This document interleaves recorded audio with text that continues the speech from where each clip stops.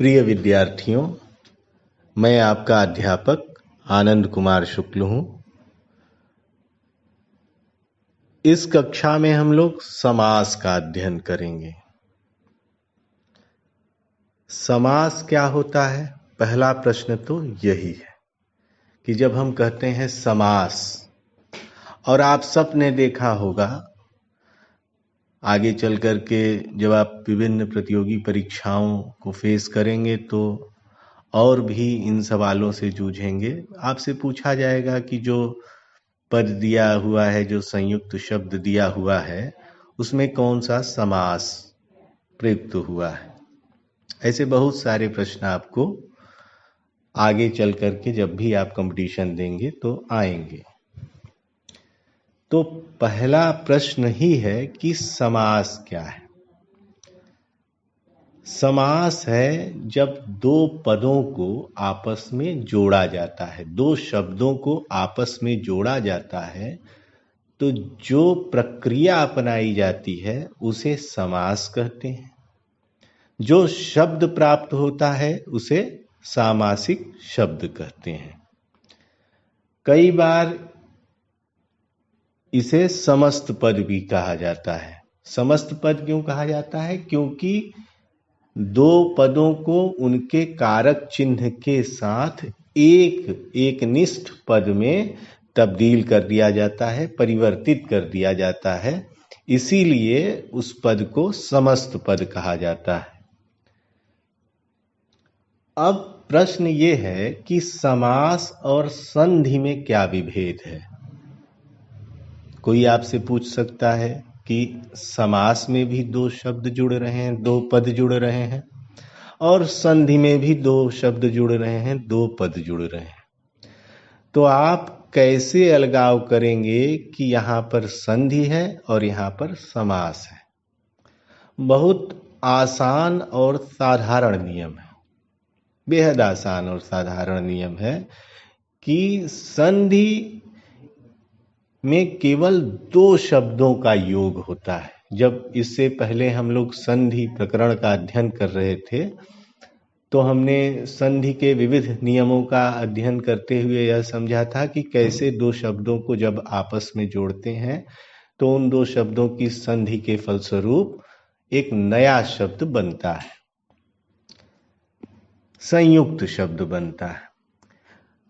लेकिन समास संधि से विलग कैसे है? और यह जो विलगता है, यह जो अलगाव है, यह बहुत ही साधारण है। जब भी आप समास देखें तो आप पाएंगे कि जब आप समास का विग्रह करेंगे, समास विग्रह का मतलब सामासिक शब्दों को तोड़ना और उनके अर्थ को स्पष्ट करना, तो जब आप उन दोनों सामासिक पदों को अलग अलग रखेंगे तो आप पाएंगे कि उनके बीच के संबंध को स्थापित करने के लिए आपको एक कारक चिन्ह की आवश्यकता है। और जब हम समास का उपयोग करते हैं तो वे कारक चिन्ह और विभक्तियों के चिन्ह परसर्ग लुप्त हो जाते हैं। यानी क्या लुप्त होता है? परसर्ग लुप्त हो जाता है। का, की, के, या इसी तरीके से वहां से, या उसके द्वारा, ये जो परसर्ग हैं ये लुप्त हो जाते हैं। उदाहरण के लिए जैसे मैं कहूं राजपुत्र या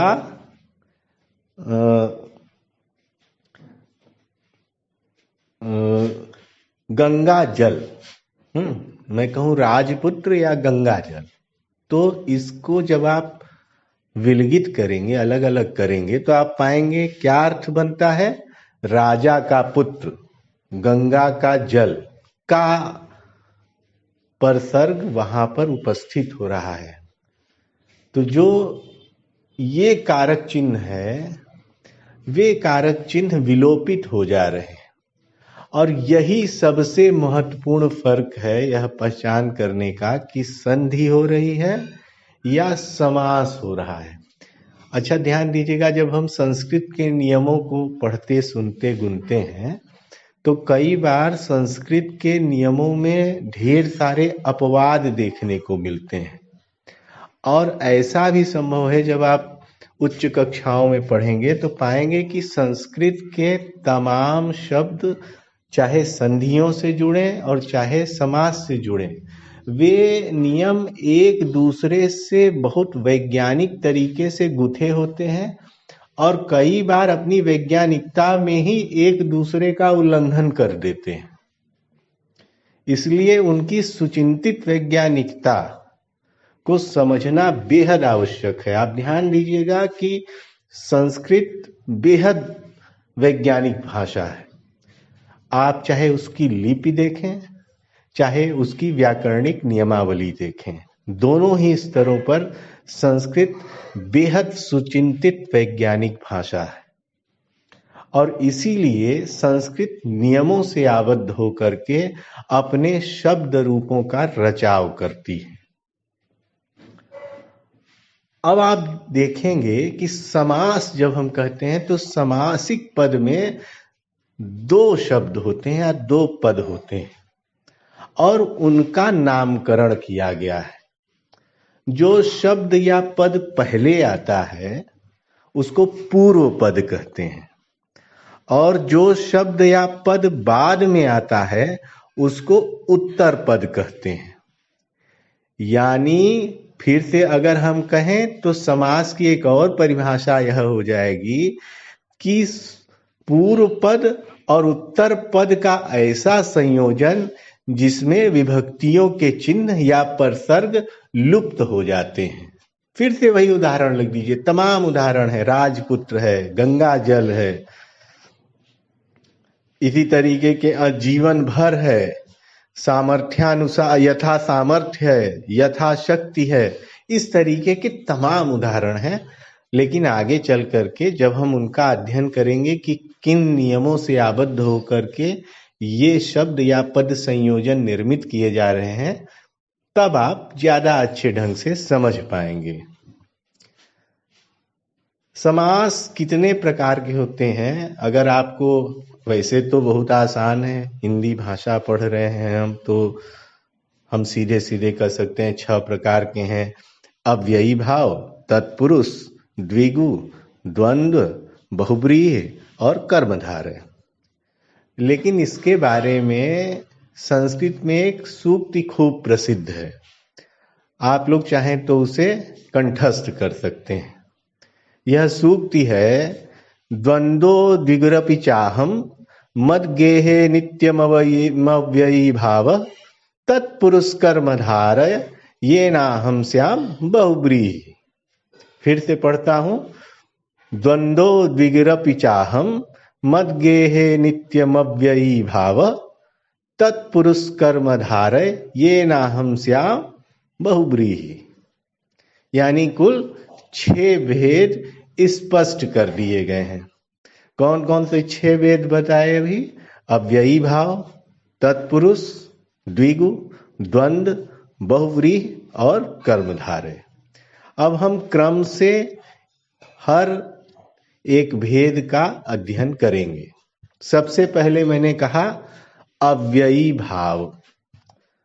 अच्छा, जब मैं संधि पढ़ा रहा था तब मैंने आपसे एक बात कही थी और वही बात मैं फिर कह रहा हूं। जब आप संधि या समास पढ़ें तो आप उसके नाम पर भी केंद्रित हों, केवल नामों को रट न लें, नामों के अर्थ पर भी अपने चित्त को केंद्रीकृत करें। आप पाएंगे कि नामकरण उसके गुण के आधार पर ही किया गया है। यानी अगर आपने नाम के अर्थ को सही सही समझ लिया तो आप बहुत ही आसानी से उसकी परिभाषा के संदर्भ को भी समझ जाएंगे। आपको अलग से रटने या कुछ विशेष उपक्रम करने की आवश्यकता नहीं होगी। अब हम आते हैं अव्ययी भाव। आपने पढ़ा होगा अव्यय, जिसका व्यय न हो। तो क्या है इसकी परिभाषा? कि जिस समास का पूर्व पद प्रधान हो और वह अव्यय हो। ध्यान दीजिए, पूर्व पद प्रधान हो और वह अव्यय हो तो उसे अव्ययी भाव समास कहते हैं। जैसे मैं उदाहरण के लिए कहूं, यथामति। इसको जब आप विलगित करेंगे, इसका विस्तार करेंगे तो आएगा यथामति, मति के अनुसार या मति के अनुरूप। आमरण, मृत्यु तक। इसमें ये जो यथा और आ हैं, ये जो दोनों पूर्व पद हैं, ये अव्यय हैं, ये ध्यान दीजिए, और यही प्रधान है। इसीलिए यहाँ पर जहां भी ऐसे उदाहरण प्रस्तुत हों जिसमें पूर्व पद अव्यय हो और प्रधान हो, वहां पर अव्ययी भाव समास होगा। एक बात और, जहां एक ही शब्द की बार बार आवृत्ति हो वहां भी अव्ययी भाव समास होता है। जैसे दिनों दिन, रातों रात, हाथों हाथ। तो कहते हैं ना कि हाथों हाथ लिया, तो हाथों हाथ लिया में जो हाथों हाथ है वहां भी अव्ययी भाव समास है। बहुत सारे उदाहरण हैं, आप उनको विलगित करेंगे, समास का विग्रह करेंगे तो आप पाएंगे कि बीच में एक परसर्ग मिलेगा आपको, जो उन दोनों पद कौन कौन से, पूर्व पद और उत्तर पद के बीच के आपसी संबंध को स्पष्ट करेंगे।